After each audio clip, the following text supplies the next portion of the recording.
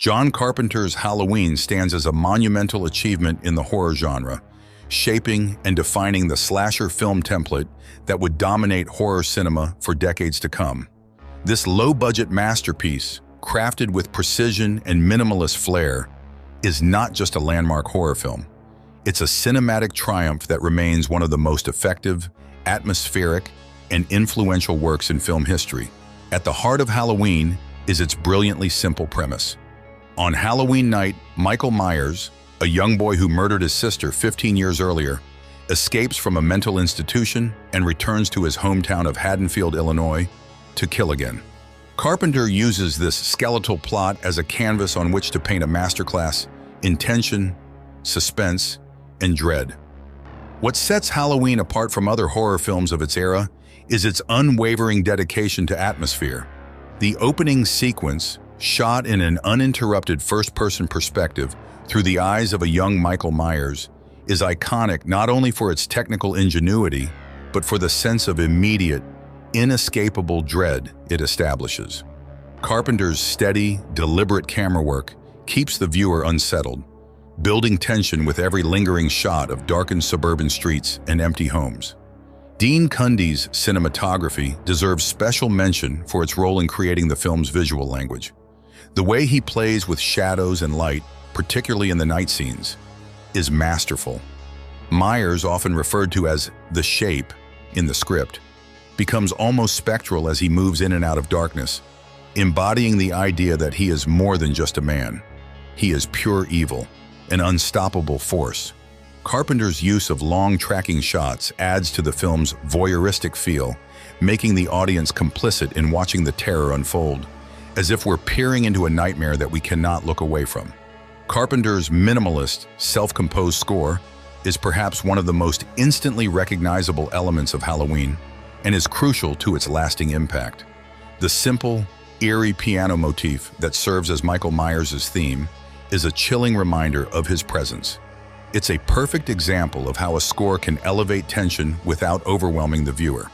The staccato notes, paired with the sporadic use of silence, allow the atmosphere to breathe, keeping viewers on edge as the tension mounts. The music doesn't just accompany the film, it propels it, becoming an essential part of its fabric. Carpenter's music punctuates key moments, accentuating the terror while never overshadowing the action. It's a lesson in how less can truly be more. At the core of Halloween's success is the creation of Michael Myers as a villain. Myers is an enigmatic figure, his face obscured by a blank, expressionless white mask, devoid of personality, remorse, or reason.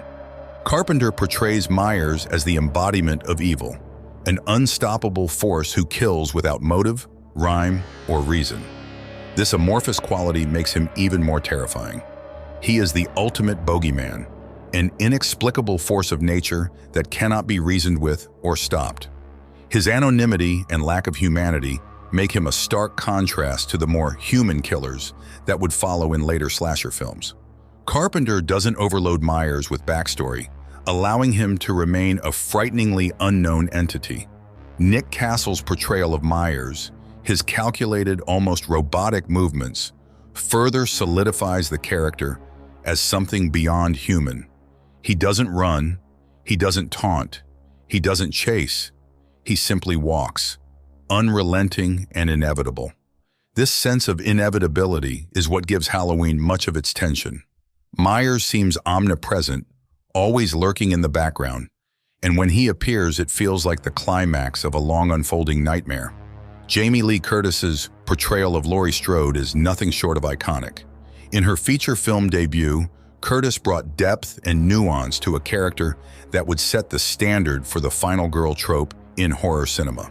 Laurie is relatable and grounded, embodying the innocence and intelligence that makes her the perfect foil for Michael Myers' cold, inhuman evil. Unlike many horror protagonists who fall into helpless victimhood, Laurie is resourceful and strong, characteristics that make her survival both believable and satisfying. Carpenter allows her moments of vulnerability. Her fear feels real, as does her determination to survive. This balance is what makes her character so enduring, and why Laurie Strode remains one of the most beloved and influential heroines in horror. Laurie's battle with Myers is as much psychological as it is physical. Her sense of impending doom is palpable throughout the film as she gradually becomes aware of the threat that Myers poses. Curtis plays Laurie with a growing awareness that she is being hunted, her terror intensifying as the film progresses. In the climactic showdown, Laurie's survival isn't just a matter of luck, it's a testament to her strength and quick thinking. Part of what makes Halloween so effective is its restraint. Carpenter avoids unnecessary gore, instead relying on suspense and atmosphere to generate fear. It's a film that knows how to build tension slowly, allowing moments of quiet to create a false sense of security before unleashing terror. The kills, while shocking, are not gratuitous, and the absence of excessive bloodshed allows the horror to feel more grounded and real.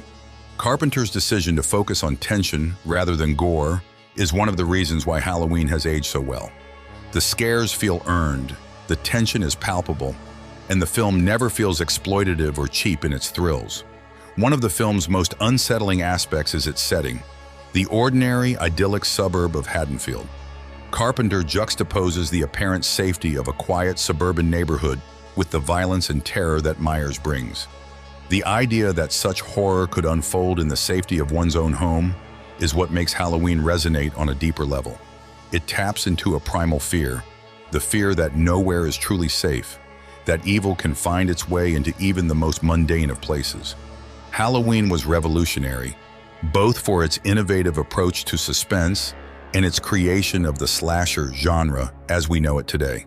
While it was made on a shoestring budget, its financial success was staggering, proving that creativity, atmosphere, and a tight script could eclipse the need for expensive effects. It also paved the way for a slew of slasher films in the 1980s, but none ever quite matched Carpenter's original vision. The influence of Halloween can be felt in countless films that followed. From the masked, emotionless killer to the use of the final girl archetype, it established conventions that would become staples of the genre. However, what sets Halloween apart from its imitators is its craftsmanship. Carpenter's attention to pacing, atmosphere, and tension elevates it beyond the typical slasher flick into the realm of true horror cinema. Halloween, 1978, is a masterwork of minimalist horror, a film that has stood the test of time because it understands that true terror lies not in what we see, but in what we don't. Carpenter's direction, paired with Jamie Lee Curtis's breakout performance and the haunting presence of Michael Myers, creates an atmosphere of tension that remains unrivaled. It's a film that taps into our most primal fears and lingers long after the credits roll.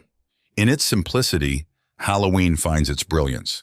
There's a reason it continues to influence the horror genre more than 40 years later. It is, quite simply, one of the greatest horror films ever made.